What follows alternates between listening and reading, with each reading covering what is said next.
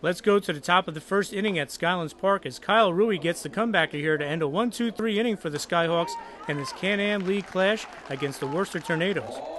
Ron Perrodin then leads off the bottom of the first here with this drive to deep center field. Is it a homer? The umps say no, and Perrodin has a triple. And Sussex cashes in Perrodin's triple in the next at-bat as Pope John graduate Ryan Crespi lifts this RBI sac fly to center, and Sussex leads 1-0. Jorge Moreno then follows with this single to left past the Worcester third baseman Chris Colabello to keep the Skyhawks inning going. Jeremy Hunt keeps the hit parade going here for Sussex as he rips his ground rule double to the center field to put runners at second and third with one out. But Worcester starter Matt Weigel gets out of the early trouble here with this strikeout as he gets Ray Serrano, and it's 1-0 Sussex after one inning.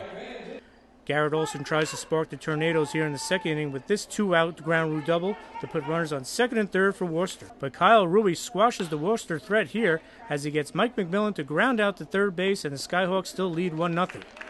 Okay, we go to the bottom of the second, and Kyle Kamesic of the Skyhawks smacks this double to the right field corner to lead off the frame for the Sussex Skyhawks.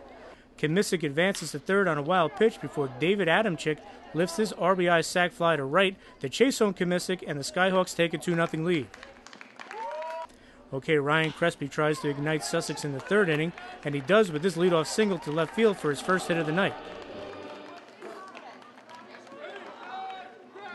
Now watch Crespi use his outstanding speed as he steals second and goes to third on the error, and the Skyhawks are in business again with a runner on third. Michael Hova then hits a comebacker as Matt Weigel holds Crespi at third, but Hova runs down the line and hustles and gets to first. Now Sussex has runners on the corners with one out. But Worcester pitcher Matt Weigel gets out of the jam here with the pitcher's best friend as Jeff Lahair makes a nice turn of the double play, and it's only 2-0 Skyhawks. Sussex starter Kyle Rui was in a great rhythm all night. Watch here as he fans Nick Salati with his nasty pitch as the Tornadoes go down 1-2-3 in the fourth. Okay, let's go to the top of the seventh and watch Ron Perrodin. He gives a great effort here on this sinking liner, but it drops in, and Nick Salati reaches on a single. And then Garrett Olson cashes it in 2 batters later with this sac fly to chase home Salati, and Worcester cuts the Sussex lead to 2-1. And it stays that way when Michael Hova makes a nice running catch in right field for the Skyhawks to end the inning. Okay, the Skyhawks look to shut the door in the ninth with the Can-Am League's best closer, Matt Petruzik, on the mound, but Garrett Olson comes up with this huge single as Worcester takes a 3-2 lead as they hold on to win as the Skyhawks go down in order in the ninth. It's great. It's hopefully that's what we need to get us going, and hopefully we'll stay on a roll. We squandered a lot of opportunities to score more runs than two.